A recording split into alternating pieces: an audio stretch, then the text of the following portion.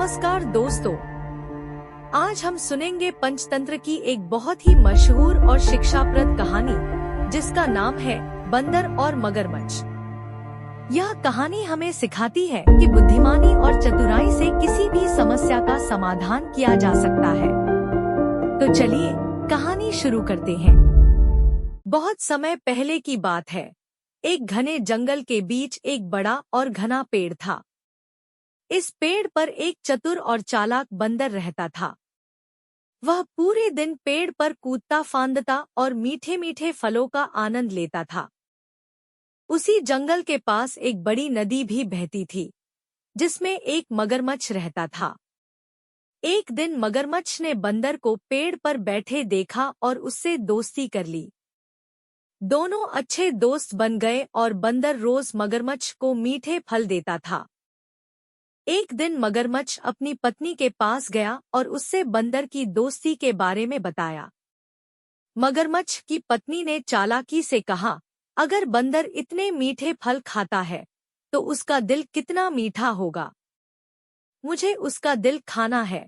मगरमच्छ अपनी पत्नी की बातों में आ गया और उसने योजना बनाई कि कैसे वह बंदर को पकड़कर उसकी पत्नी के पास ले जाए। अगले दिन मगरमच्छ बंदर के पास गया और कहा, मित्र, मेरी पत्नी ने तुम्हें खाने पर बुलाया है। क्या तुम मेरे साथ चलोगे? बंदर खुश होकर तैयार हो गया और मगरमच्छ की पीठ पर बैठ गया। जब वे नदी के बीच में पहुंचे तो मगरमच्छ ने सच्चाई बताई कि उसकी पत्नी बंदर का दिल खाना चाहती है। बंदर समझ गया कि उसकी जान खतरे में है, लेकिन उसने अपनी चतुराई का इस्तेमाल किया। उसने कहा, मित्र, तुमने पहले क्यों नहीं बताया? मेरा दिल तो पेड़ पर ही रह गया। मुझे वापस ले चलो, मैं अपना दिल ले आता हूँ। मगरमच्छ मूर्खता में बंदर की बात मान गया और उसे वापस पेड़ पर ले आया। जैसे ही बंदर पेड़ पर चढ़ा, उसने मगरमच्छ से कहा, तुम मूर्ख हो, भला दिल शरीर के बाहर कैसे हो सकता है?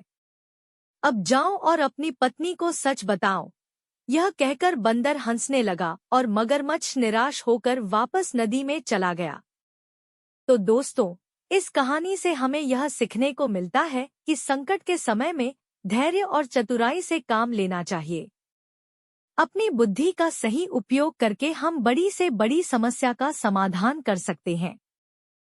अगर आपको यह कहानी पसंद आई हो तो कृपया हमारे चैनल को सब्सक्राइब करें और वीडियो को लाइक और शेयर करें।